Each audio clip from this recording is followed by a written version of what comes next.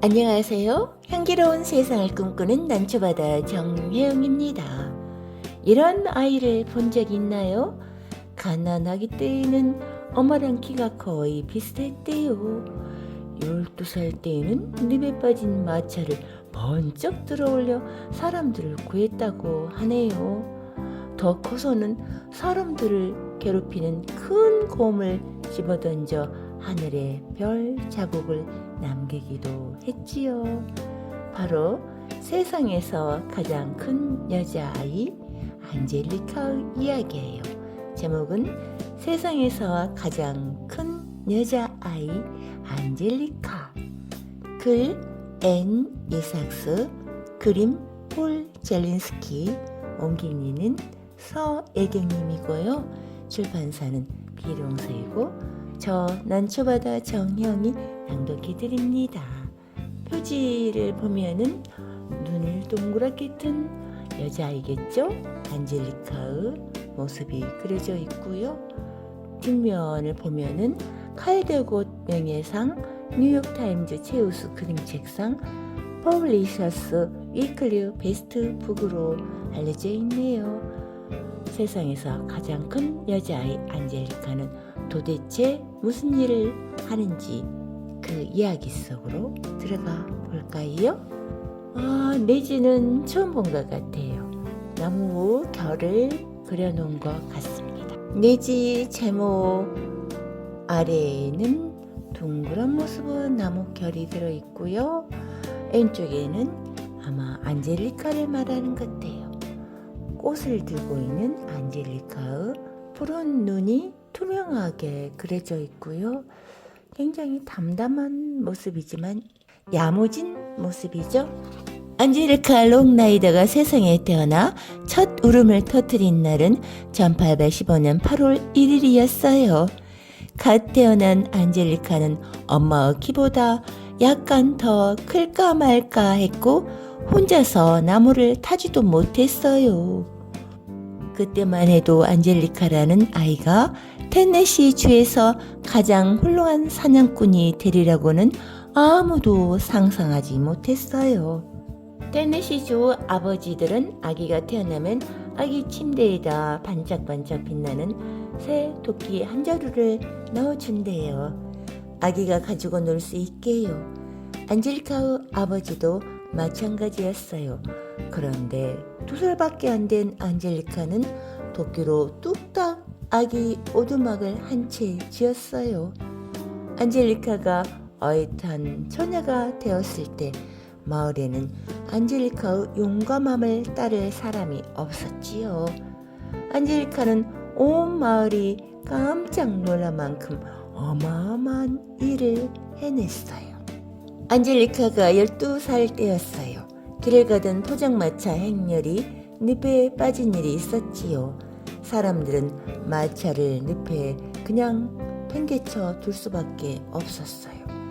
마차를 꺼내 올릴 방법이 없었으니까요. 그때 갑자기 웬 여자아이가 안개를 내치며 나타났어요. 그러고는 가랑잎 줍듯이 마차를 번쩍 들어올려 땅 위에 내려놓았지요. 늪의 천사다. 사람들은 벌어진 입을 다물지 못했어요. 그 일이 있은 뒤부터 사람들은 안젤리카를 늪의 천사라고 불렀어요. 봄날 꽃가루가 날리듯이 마차가 지나가는 곳마다 늪의 천사에 관한 이야기가 쫙 퍼졌어요. 그리고 그 이야기들은 모두 사실이었지요. 햇빛이 쨍쨍한 어느 여름날 먹성이 엄청 좋은 큰 곰 한 마리가 마을에 나타났어요.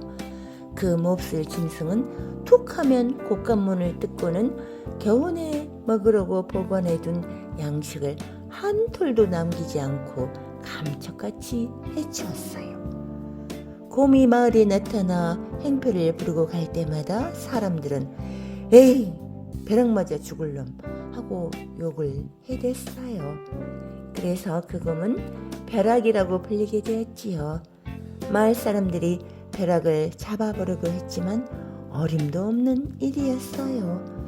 놈은 날쌔고 교활했어요. 그리고 털이 어찌나 무성하든지 총알도 뚫고 들어갈 수가 없었어요. 벼락은 삽시간에 테네시주에 있는 곳간의 반을 덮쳤어요. 겨울 양식을 빼앗겼으니 사람들은 앞일이 캄캄했어요. 그래서 사람들은 곰 사냥 대회를 열기로 하고 곳곳에 전단지를 붙였어요. 성공하는 사람은 벼락의 집채만한 가죽을 차지하게 되는 거지요. 벼락의 가죽 하나만 있어도 1년치 사냥감이 되고도 남을 거예요. 게다가 이름도 날리게 되니 얼마나 명예로운 일이겠어요. 녀석을 잡으면 모든 사람들이 우러러보는 사냥꾼이 되는 거예요. 멀리까지 곰 사냥 대회 소식이 알려졌어요. 테네시주의 용감무쌍한 사람들이 그렇게 많은 줄 누가 알았겠어요? 이제 보니 옥수수에 알알이 맺힌 이슬 방울만큼이나 많았네요. 너구리 가죽 모자를 눌러 쓴 청년들이 사냥대회에 참가하기 위해 꼬리에 꼬리를 물고 줄을 섰어요. 안젤리카도 그 줄에 섰어요. 그러자 가죽 모자를 쓴 청년 하나가 큰 소리로 비꼬듯이 말했어요. 이봐, 늪의 전사 아가씨, 집에 가서 이불이나 꼬매지 그래? 이불을 꼬매는 건 사내들이나 할 짓 아닌가요? 안젤리카는 이렇게 대답했어요. 그러면 빵이나 굽는 것은 어때? 안젤리카는 그렇지 않아도 곰빵을 구울까 하고요. 하고 대답했어요. 킬킬 쯧쯧. 안젤리카가 참가 신청을 하고 곰을 잡으러 나설 때까지도 청년들의 비웃음 소리가 그치질 않았어요. 벼락의 흔적을 찾기란 그리 어렵지 않았어요. 첫 번째 도전자는 빈 꿀 양동이를 뒤집어 쓰고 바보처럼 휘죽 웃고 있는 채로 발견되었어요. 달콤한 꿀로 곰을 유인하려다가 오히려 당한 거지요. 두 번째 사냥꾼은 덫을 놓았어요. 하지만 힘센 남자 10명이 달려들어 그 사냥꾼을 덫에서 빼내줘야 했지요. 단단하게 손질한 히코리 나무 뭉둥이를 들고 떠난 사냥꾼은 허리 높이까지 쌓인 이쑤시개 더미 속에서 발견되었어요. 양손에 곰털을 한 줌씩 움켜쥐고서 비틀거리며 돌아온 사냥꾼도 있었어요. 머리카락은 다 뽑히고 톱수룩하던 수염도 몇 오락이 남지 않는 채로요. 벼락의 가죽을 차지하려고 덤볐다가 꼴만 우습게 되고만 거지요. 이제 벼락의 마지막 도전자로는 늪의 천사 안젤리카만 남았어요. 어느 날 아침 안젤리카가 시냇가 그늘에서 졸다 일어나 보니 털투성이 4발 짐승이 건너편 시냇가에서 안젤리카를 노려보고 있었어요. 둘은 잠시 서로 얼굴을 노려보았어요. 안젤리카가 말했어요. 못된 짐승, 내가 내 놈이 걸치고 있는 그 가죽을 벗겨주겠다. 그러자 벼락은 크르르 하고 울부짖었어요. 안젤리카와 벼락은 시냇물 한복판으로 뛰어들어 싸움을 시작했어요. 안젤리카는 벼락과 뒤엉켜 씨름하다가 녀석을 하늘 높이 날려보냈어요. 땅거미가 질 무렵에도 벼락은 여전히 공중을 날고 있었지요. 첫 별이 떴을 때에도 벼락의 모습은 어디에도 보이지 않았어요. 안젤리카는 하늘 어딘가에서 녀석을 잃어버린가라고 생각했지요. 그렇다면 녀석을 찾으러 직접 가야겠죠? 바로 그때 엄청난 해오리 바람이 불어와 구름을 싹 쓸어버릴 듯이 하늘로 용솟음쳤어요. 안젤리카는 해오리 바람을 잽싸게 붙잡아 빙빙 꼬아서 거대한 밧줄로 만들었지요. 그런 다음 해오리 밧줄을 하늘로 던져 그 뻣뻣한 털 짐승을 꽁꽁 동여맸어요. 그리고 냉큼 땅바닥에 벼락이 쳤지요. 안젤리카는 벼락에게 매달려 테네시주 산들을 대굴대굴 휩쓸고 다니며 벼락과 씨름을 했어요. 안젤리카와 벼락이 움직일 때마다 산에서 먼지가 구름처럼 피어 올랐어요. 그때부터 그 산은 회색 연기산이라 불리게 되었지요. 벼락과 안젤리카는 사흘 밤낮을 쉬지도 않고 싸웠어요.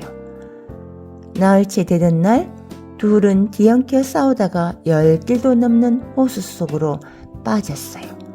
벼락은 거대한 앞발로 안젤리카를 호수 바닥에 매다 꽂았지요. 안젤리카는 숨을 쉬기 위해 호수물을 다 마셔버려야 했지요. 하! 물만 한번 좋다. 안젤리카는 산더미 같은 더러운 짐승 밑에 깔려있는 게 괴로웠어요. 아무리 몸부림을 쳐도 벼락의 앞발에서 빠져나올 수가 없었지요. 그래서 꾀를 냈어요. 안젤리카는 담배삼지를 열고 벼락의 코에 담뱃가루를 쏟아 부었어요. 벼락은 코를 킁킁거리며 고개를 뒤로 젖히고는 재채기를 했어요. 재채기를 어찌나 심하게 했든지 호수 바닥의 진흙이 다 날아가 버렸어요. 물론 안젤리카도 함께 날아갔지요. 안젤리카는 10리도 넘게 멀리 나가 떨어졌다가 되돌아왔어요. 그리고 싸움이 다시 시작되었어요. 안젤리카와 벼락은 결국 지쳐 잠이 들었어요. 그러나 싸움이 끝난 것은 아니었어요. 둘은 자면서도 엎치락 뒤치락 했어요. 벼락은 바위가 굴러 떨어지는 소리보다 더 큰 소리로 코를 골았고, 안젤리카는 폭풍우 속을 달리는 기차처럼 코를 골았어요. 두루 코 고는 소리는 온 땅을 뒤흔들었어요. 자갈들은 툭툭 뛰어오르고 나무들은 흔들려 뿌리채 뽑혔어요. 벼락과 안젤리카는 아침이 밝도록 온 숲이 떠나갈 듯 코를 골았어요. 테네시주에서 두 번째로 큰 소나무가 벼락과 안젤리카 옆으로 쿵 하고 자빠졌어요. 소나무 끝에 매달린 집채만한 벌집에서는 꿀이 강물처럼 콸콸 쏟아졌어요. 다시나 굶었던 벼락은 도저히 참을 수가 없었지요. 벼락은 잠을 자면서도 몸을 굴려 졸졸 흘러내리는 달콤한 꿀에 턱을 디밀었어요. 벼락이 쩝쩝 꿀을 핥아먹고 있을 때 안젤리카는 마지막까지 버티고 있는 가장 큰 나무 아래에서 코를 골며 자고 있었어요. 마지막 나무는 벼락의 머리 바로 위로 떨어졌어요. 곰은 구루터기처럼 뻗어버렸지요. 아니, 그보다 더 납작해졌어요. 안젤리카는 그제야 깨어나서 무슨 일이 일어났는지를 알아챘어요. 안젤리카는 모자를 벗어들고 고개를 숙이고 벼락에게 칭찬의 말을 해주었어요. 대단하구나, 이 못된 짐승아. 하지만 넌 나의 최대 마술은 아니었단다. 그날 밤 테네시 사람들은 곰 고기를 배불리 먹었어요. 테네시주에서 가장 성대한 잔치였지요. 곰 스테이크와 곰 케이크, 곰국과 곰탕, 곰구이와 곰조림이 차려졌어요. 소화를 돕기 위한 가실주도 있었고요. 어찌나 배불리 먹었던지 사람들의 조끼단추 터지는 소리가 멀리 켄터키 지방까지 들렸어요. 그러고는 첫눈이 올 때까지 남은 고기가 테네시의 빈 곳간 모두를 가득 채우고 있었지요. 안젤리카는 벼락의 가죽을 가져다 바닥 깔개로 쓰기로 했어요. 하지만 벼락의 가죽은 테네시주의 깔기엔 너무나 컸어요. 그래서 안젤리카는 몬테네주로 이사를 갔어요. 그리고 자기 통나무 집 앞에 곰 깔개를 깔았어요. 지금도 사람들은 그곳을 짧은 풀 언덕이라고 불렀어요. 이제 벼락을 더 이상 볼 수 없을까요? 아니요, 그렇지 않아요. 안젤리카가 벼락을 하늘에 던졌을 때 벼락은 한 무더기의 별에 부딪히면서 지워지지 않을 자국을 남겼어요. 바로 큰 곰자리를 말하는 거예요. 지금도 맑은 날 밤이면 하늘에 있는 벼락을 볼 수 있어요. 이야기 끝! 저 난초바다 정혜영은 참 재밌는 이야기책을 읽고 나서 이런 상상력은 참 우리들의 마음 건강에도 얼마든지 좋다는 생각을 하게 되네요. 여러분도 즐거운 상상, 신나는 상상, 아주 좋은 상상을 해봐요. 그거는 돈도 안 들고 또 기분이 나쁜 것도 아니잖아요. 여러분의 건강에 좋은 즐거운 상상은 좋은 것 같죠. 늘 좋은 나날 되세요. 감사합니다. 난초바다 정혜영이었습니다.